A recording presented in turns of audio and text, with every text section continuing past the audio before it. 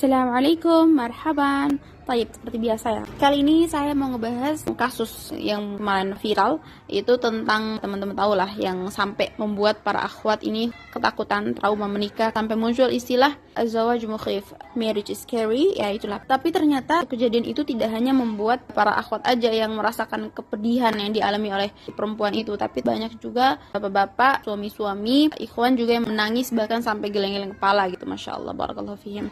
Nah, di sini saya mau ngebahas ta'aruf karena anggapan buruk tentang ta'aruf tidak hadir baru-baru ini, bahkan sejak lama sudah ada anggapan-anggapan seperti ini. Ta'aruf itu sama dengan membeli kucing dalam karung, apalagi adanya kasus yang kita tahu ya semuanya ya, insya Allah, yang menyayat hati ketika seorang suami setega itu menyakiti istrinya, bayinya sampai ditendang. Allahu Akbar, na'udzubillah.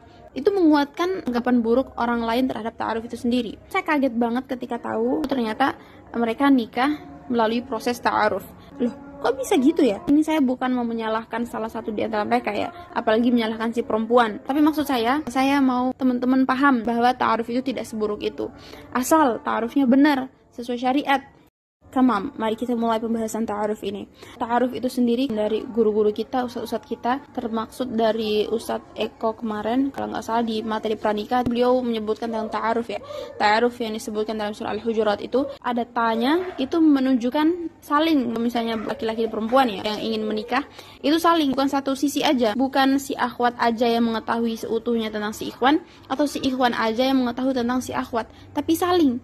Si akhwat mengetahui si ikhwan juga mengetahui si akhwat atau mencari tahu tentang dia. Berkenalan. Yang diketahui di sini atau yang dicari tahu di sini bukan tentang sesuatu yang positif aja, kelebihannya aja atau plusnya, tapi sisi negatif, minusnya, kekurangannya juga. Jadi si ikhwan ini mengetahui plus minusnya si akhwat juga mengetahui plus minusnya si ikhwan. Ya kalau seperti itu insya Allah nggak akan ada tuh istilah beli kucing dalam karung. Kalau teman-teman nonton story-nya Bang Zahid kemarin, insya Allah pasti paham. Misalnya ada seorang teman ingin menikah, orang yang ingin menikahi dia itu bertanya kepada kita tentang kesehariannya si teman kita ini, kita perlu jawab jujur sejujur-jujurnya orang-orang yang jujur tentang kelebihan dia, kelemahan dia. Bang Zahid sampai menyampaikan ketika nanti ada teman beliau yang mau menikah dan orang yang mau menikah dengan temannya beliau ini tanya ke Bang Zahid tentang temannya ini gimana, maka Bang Zahidnya akan memberitahukan keburukannya aja, sejauh mana si akhwat ini bisa menyanggupi kekurangan ini. Sama seperti Umi saya sebenarnya, setahun yang lalu kalau nggak salah Umi saya bilang nanti kalau ada yang nanya Umi tentang kamu, Umi akan memberitahu minusnya kamu aja. Saya sebagai sasarannya ya merasa,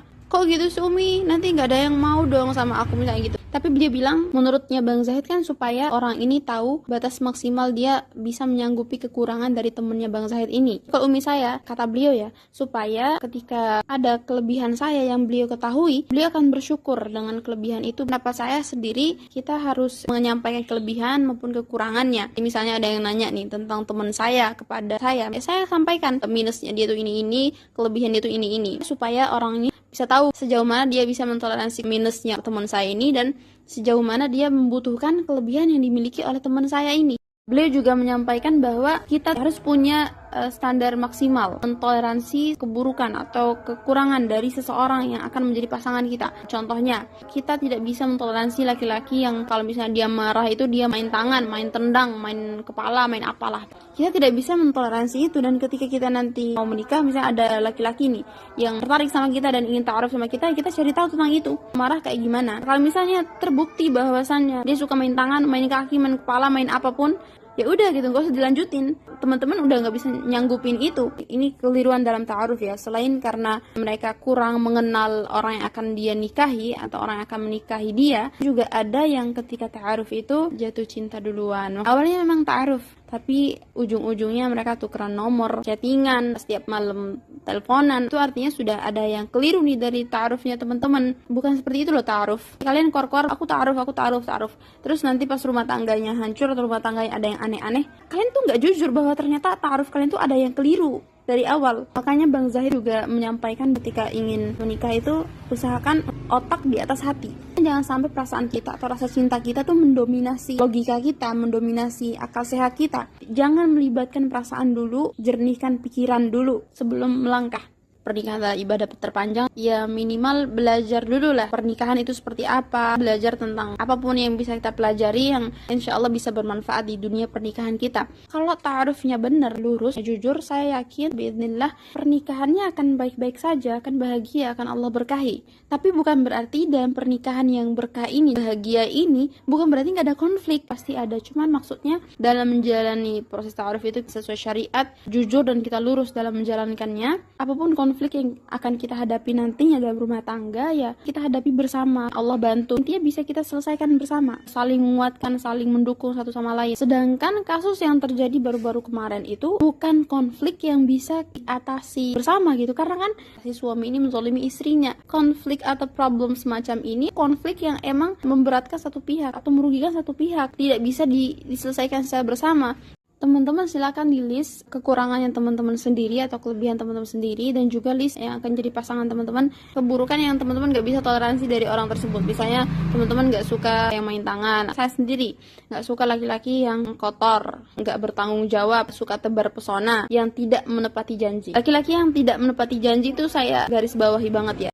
Karena tidak menepati janji itu salah satu cirinya orang munafik ya. Dan saya baca postingan Instagramnya Quran Review, judul postingan itu nikah is scary. Nanti tentang pernikahan itu Allah sebutkan sebagai mitsaqan ghalidha, perjanjian yang kuat. Mitsaqan ghalidha disebutkan 3 kali dalam Al-Quran. Pertama, perjanjian antara Allah dan juga Bani Israel.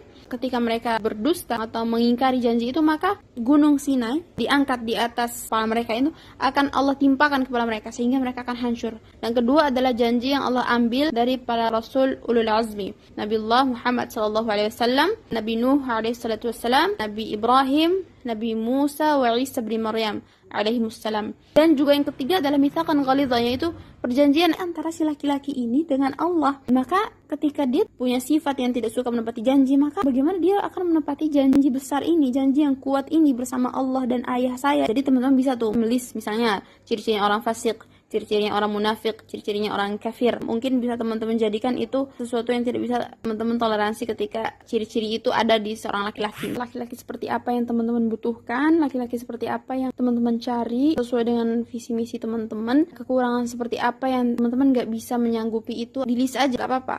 Terakhir ada beberapa poin yang bisa saya sampaikan kepada teman-teman. Pertama, ta'aruf itu bukan sama dengan membeli kucing dalam karung. Ta'aruf itu adalah syariat yang Allah berikan kepada kita untuk mengenal orang yang akan kita nikahi atau yang akan menikah dengan kita secara jelas, rinci. Ta'aruf itu adalah saling mengenal plus minus keburukannya, kebaikannya, kelebihannya, kekurangannya, kekuatannya, kelemahannya satu sama lain. Kemudian yang kedua, usahakan ketika ta'aruf itu otak di atas hati. Jangan sampai kita buta dan tuli terhadap petunjuk yang Allah datangkan kepada kita. Yang ketiga, kita perlu belajar tentang pernikahan. Kita tanya pengalaman dari teman-teman yang sudah menikah, orang tua kita, keluarga kita, atau saudara kita. Yang keempat, teman-teman bisa list kekurangan dan kelebihan teman-teman sendiri, dan juga sesuatu yang teman-teman butuhkan dari orang yang akan teman-teman nikahi atau yang akan menikah dengan teman-teman. List juga kekurangan yang tidak bisa teman-teman toleransi. Kemudian yang kelima, saya dapat ilmu ini di postingan Quran Review, bahwa poin kelima ini yang paling penting ya, tawakkal 'ala Allah.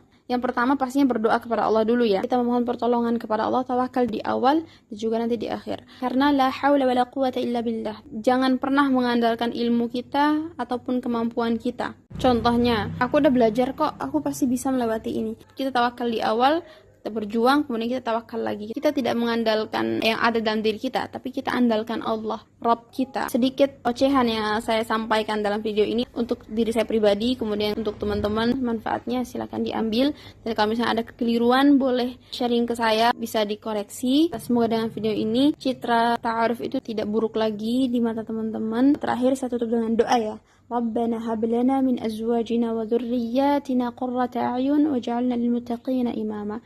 Semoga bermanfaat. Barakallahu fikum. Salam.